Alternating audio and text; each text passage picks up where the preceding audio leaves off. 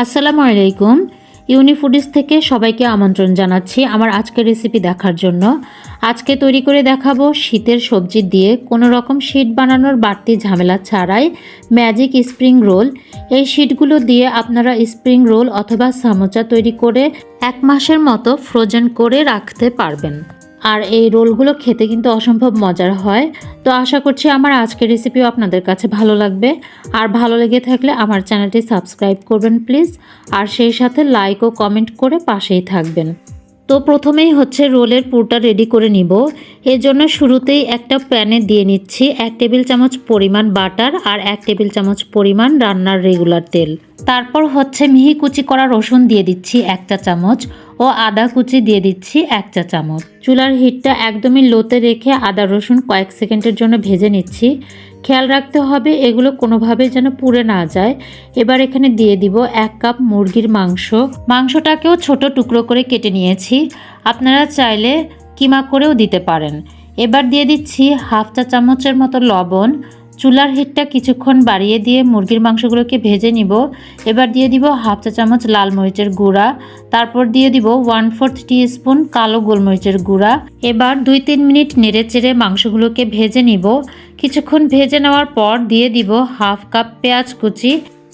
পেঁয়াজটা দেওয়ার পরে আরও কিছুক্ষণ ভেজে নিব। স্প্রিং রোলের পুরের জন্য কিছু শীতের সবজি নিয়েছি, যেমন বাঁধাকপি কুচি, গাজর কুচি আর ক্যাপসিকাম কুচি। আর সবগুলো সবজি মিহি কুচি করে কেটে নিয়েছি।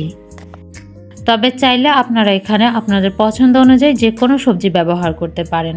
সব কিছু ভালোভাবে নেড়েচেড়ে মিশিয়ে নিচ্ছি।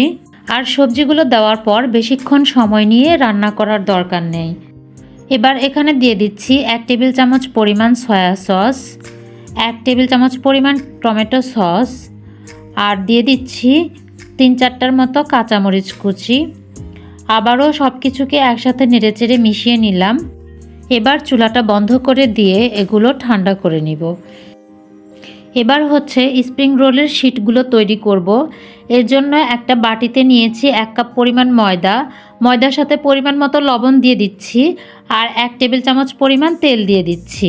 এবার এই সব কিছু মিশিয়ে নেওয়ার পরে নর্মাল পানি দিয়ে একটা ব্যাটার তৈরি করব। তো অল্প অল্প করে পানি দিয়ে ব্যাটারটা তৈরি করতে হবে। এই ব্যাটারটা তৈরি করতে 1/2 কাপের চেয়ে একটু বেশি পানি লেগেছে। এই ব্যাটারটা হবে খুবই পাতলা আর স্মুথ। ব্যাটারটা তৈরি হয়ে গেলে এই ধরনের একটা ছাঁকনি দিয়ে ব্যাটারটাকে ছেঁকে নিচ্ছি, যেন কোনো দানা না থাকে।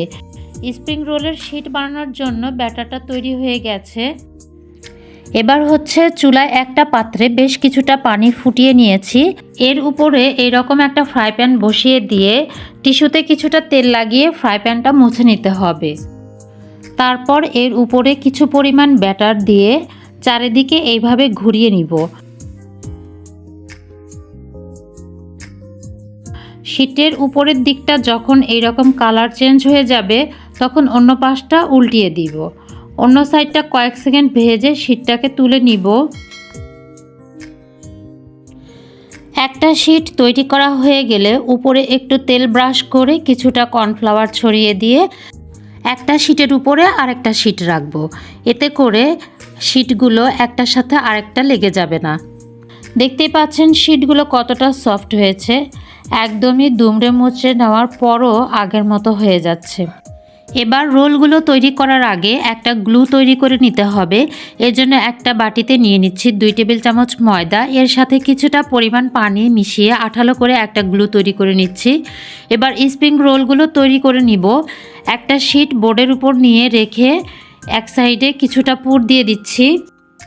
আর ময়দার যে গোলাটা বানিয়ে রেখেছিলাম সেটা চারি সাইডে লাগিয়ে নিচ্ছি, যাতে করে এটা আঠার মতো কাজ করে।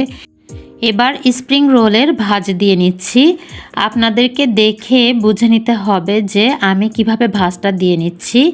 আর এইভাবে সবগুলো স্প্রিং রোল বানিয়ে নিব। আর এই রকম অবস্থায় আপনারা স্প্রিং রোলগুলো 1 মাসের মতো এয়ারটাইট বক্স অথবা জিপলক ব্যাগে নিয়ে সংরক্ষণ করতে পারবেন। ভাজার ঠিক 10 মিনিট আগে বের করে নিয়ে ভেজে নিলেই হবে।